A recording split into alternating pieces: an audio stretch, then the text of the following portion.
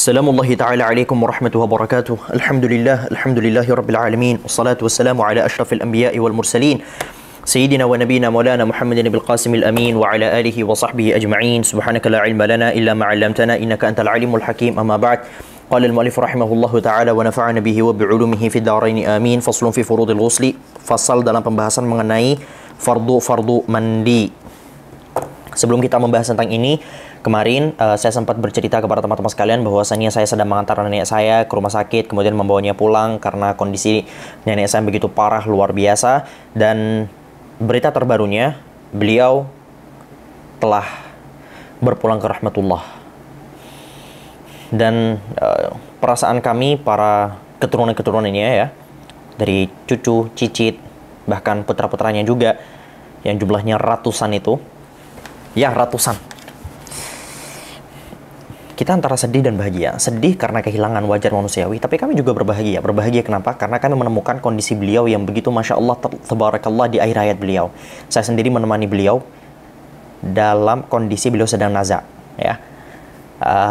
Dan selama 40 menit, 50 menit sebelum beliau meninggal, lisan beliau tidak berhenti-henti mengucapkan Allah, Allah, la ilaha illallah, Allah, Allah, la ilaha illallah. Semua macam zikir beliau baca.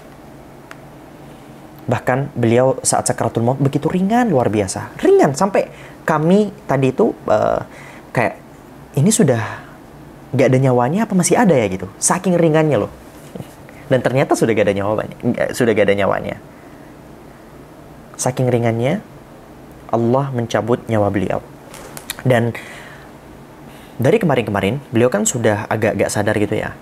Dalam momen yang gak sadar, beliau masih baca Quran. Udah gak sadar, gak ingat dunia, diajak ngobrol pun tidak nyambung. Lisan beliau baca Quran.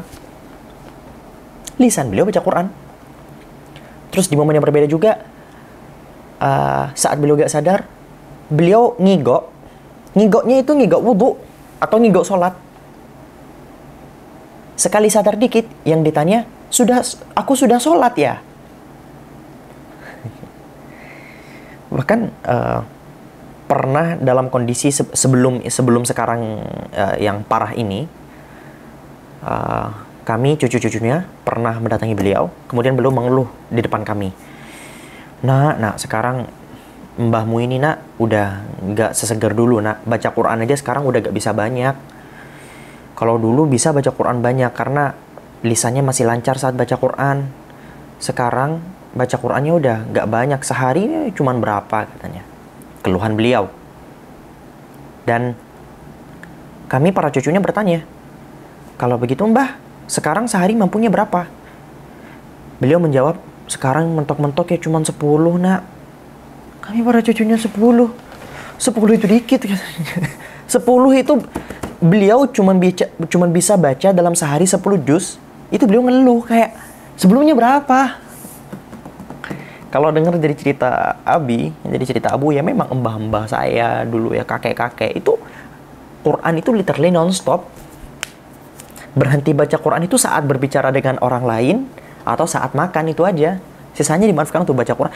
Makanya saya itu kadang-kadang ketika berkaca kepada para sesepuh-sesepuh yang dulu, saya kayak insecure sendiri gitu, kayak Allah, jauh banget, jomplang banget gitu ya, dari mereka munculnya kayak saya. Allahu Akbar.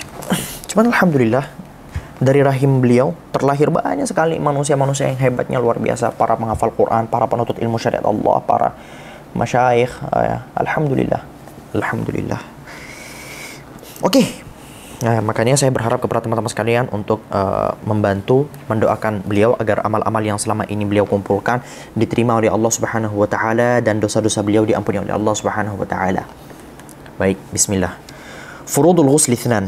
Adapun fardu mandi itu ada 2. Kemarin kita bahas fardu wudu itu ada 6. Nah, sekarang fardu mandi itu cuman ada 2. Dan 2 ini artinya adalah yang cukup. Kita gak ngebahas tentang sunnah. Maksudnya apa? Apabila teman-teman telah menerapkan 2 perkara ini, maka mandi teman-teman sekalian itu sah. Pertama, an-niyah, yaitu niat. Kapannya dibaca?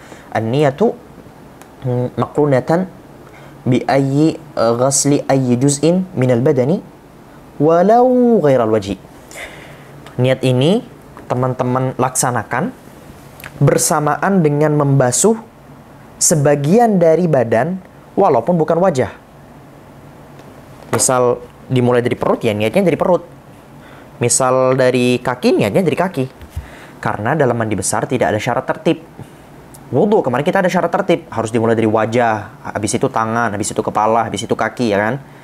Kalau sampai ada yang ketuker, ya, itu maka wudhunya dianggap tidak sah. Berbeda dengan mandi besar. Mandi besar itu tidak ada syarat tertib. Tertib dalam mandi besar itu hukumnya sunnah. Niatnya niat apa? Ya bebas. Kalau mandinya sunnah, ya niat mandi sunnah. Kalau niatnya mandi wajib, ya bilang aja niat untuk mengangkat hadas secara umum atau spesifik niat mengangkat hadas besar. Tapi nggak ada syarat, ya, nggak ada syarat untuk menyebutkan apa yang diniati. Maksudnya tujuan dari mandi besar tadi itu secara spesifik. Dalam artian, saya niat mandi besar ini untuk haid, karena baru selesai haid, karena saya baru selesai nifas, karena saya baru selesai wiladah, karena saya baru selesai memasukkan atau dimasukkan kemaluan, karena saya baru keluar mani. Nggak diwajibkan untuk menyebutkan secara spesifik, ya. Jadi cukup menyebutkan niat mandi besar untuk mengangkat hadas, selesai, cukup. Kemudian sekarang pertanyaannya, kalau semisal yang dimandiin itu terdiri dari 2 atau 3 perkara, apakah harus niatin satu-satu secara spesifik atau mandi 2 kali atau mandi 3 kali? Seperti ada orang yang keluar mani setelah dia baru selesai haid. Apakah dia harus 2 kali niat atau 2 kali mandi? Atau cukup 1 niat tapi menyebutkan kedua-duanya? Jawabannya tidak. Cukup dengan 1 niat dan cukup dengan 1 kali mandi, itu mencukupkan terhadap banyak sekali hadas-hadas yang ada. Fahimtum? Arju dzalik. Wa ta'mimul badani bil ma'i, dan meratakan tubuh dengan air. Meratakan tubuh ini mana? Sya'ran wa basyaran. Sya'ran dari rambut tubuh, dari rambut yang ada di sini, jenggot, bulu ketiak, bulu kemaluan kalau ada, itu harus. Dan harus sampai sak dalam-dalamnya, literally sak dalam-dalamnya, jenggot sak dalam-dalamnya, bulu ketiak kalau misal lebat sak dalam-dalamnya, ya, apalagi yang tidak lebat. Dan perlu teman-teman perhatikan daerah-daerah lipatannya juga penting, entah itu lipatan selangkangan atau bagi teman-teman yang obesitas, yang gemuk, itu biasanya di perut kan ada lipatan-lipatan. Di bagian lipatan-lipatan perut itu juga diperhatikan, atau lipatan antara perut bagi teman-teman yang obesitas nih, lipatan antara perut dengan paha itu biasanya kan saking gemuknya perut itu biasanya di bagian bawah sini kan ada lipatan-lipatan tuh. Lipatan-lipatan di situ juga diperhatikan. Atau lipatan manapun yang ada di tubuh teman-teman sekalian tuh semua harus terkena air. Fahimtum? Tayyib.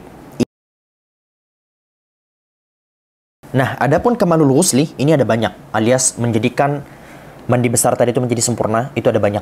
Dan saya coba akan sebutkan sebagian. Salah satu di antaranya adalah, pertama, bagi teman-teman yang keluar air mani, ya, mandi besarnya itu gara-gara khurujul mani, maka dianjurkan bagi teman-teman untuk kencing terlebih dahulu. Kenapa dianjurkan untuk kencing? Karena dikhawatirkan setelah kalian sudah selesai mandi besar, taunya keluar lagi. Dan kalau misal keluar lagi air mani tadi itu, maka diwajibkan bagi teman-teman sekalian untuk mandi besar kembali. Setelah itu, maka dianjurkan bagi teman-teman sekalian untuk mandinya dalam keadaan berdiri, bukan dalam keadaan duduk. Kenapa? Karena dikhawatirkan nanti terkena percikan-percikan dan sebagainya.